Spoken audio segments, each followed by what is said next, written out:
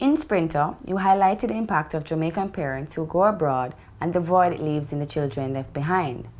Please explain how brain drain negatively impacts the Jamaican society, economy, and families. You know, obviously growing up in Jamaica, it's like, a lot of folks who one parent or both parents are working overseas, whether they live there or go for periods of time, and send back what they earn to support their families and others. And this is so normal and has been so normal for generations across the Caribbean that I don't even think people see it as a positive, like, well, if there's that opportunity there to support the family, then great. And I was interested in, what does that mean emotionally for the family? Because this is families that are working hard to keep moving and keep together in a way and stay afloat. At the same time, they have to be separated to do that, especially on like kids growing up and not missing their parents at key moments. So for me with Sprinter, that was very important. It was like, here's a story about a family. It's not this stereotyped, what you think every Jamaican family is just like in a ghetto reality, absolutely struggling. There's a whole lot of middle class, working class people, like the people, there's every stripe of Jamaica. And that's another thing in film that's very important, is people have very clear stereotypes of who exists in this country, and just by showing a kind of very normal, middle of the road family, seems simple, but in a way it can be radical, especially when it comes to portraying, black people in cinema, you know what I mean? It can't always be extreme situations and extreme stakes, you know what I mean? But also I wanted to show a very kind of regular family that still had this separation issue because economic opportunities overseas.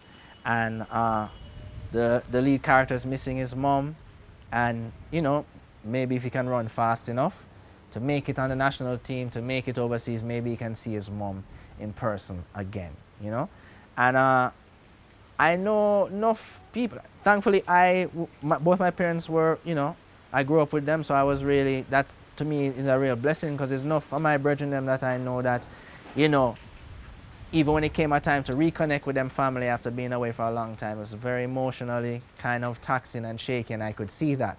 So when you're a storyteller, you're always observing and trying to pull truth and put them into the characters. So that's what I wanted to do, and of course, even the actors playing the characters, most of them had a similar situation in their lives with their real life families. So, and what that creates is a couple of things. There's the emotional impact, but there's also on another end, there's a whole economic element. Remittances is what, number one or number two in economic input or whatever in Jamaica, right? Money coming into the country.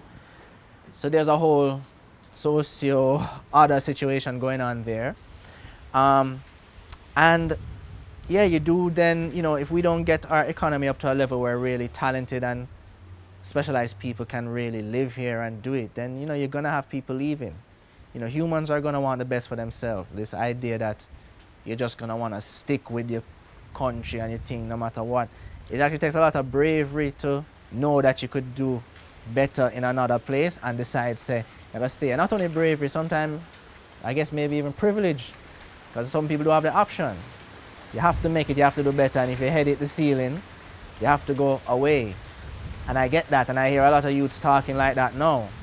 You know what I mean? And I can't wrong them really, because everybody want to maximize their potential, but it's no mystery that Jamaica has birthed some of the greatest people in so many fields. We know that. We have many proven examples.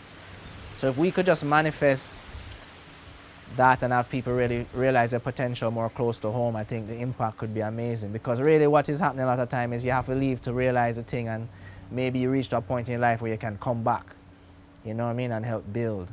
And you think, well, how great would it be if we could just build here, I think this pandemic also, when the pandemic happened and everything shut down, the joys and luxuries of America never seemed so nice like them did seem before. Like, I feel like a lot of people are like, Ross, well, Jamaica is, at least I have Jamaica. And it switched a lot of people's minds about where they should be. No people would want to pull up roots and disappear them and say, you know what, let me make sure I have my little place in Jamaica, yeah, because if if shit hits the fan, I'm going to be here. We all know that this is a great place and we want that, but we need to find a way to not have, talent leaving. I know for my part, I'm trying to do what I can to help build the industry, not only by developing my own projects and trying to make really successful, globally impactful projects, but by proving that, helping with the network, helping for the next set of projects. I'm trying to get TV shows made and heavily shot in Jamaica. I mean, and it's happening. I mean, even as we're here talking, there's a number of TV shows and series that are going to be shot in Jamaica this year. So it is happening bit by bit. And I know that's what our industry is trying to do to kind of create opportunities.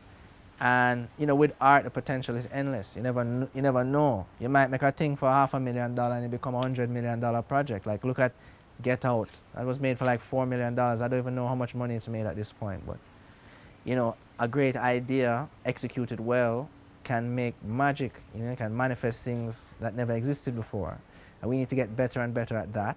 Well, let me hear you say mountain,